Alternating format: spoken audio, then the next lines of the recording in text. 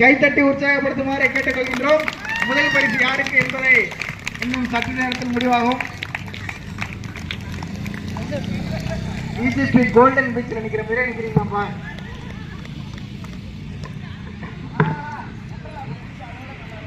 ஒன்றரை இது பரிசெல்லாம் இருக்கா?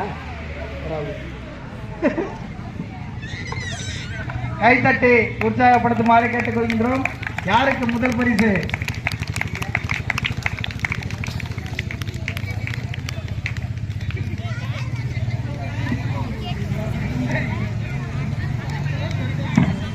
கீழே குனிஞ்சிட்டீங்க.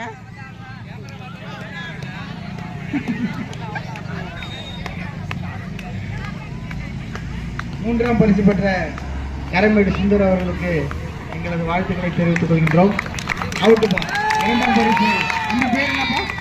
தம்பி பேர்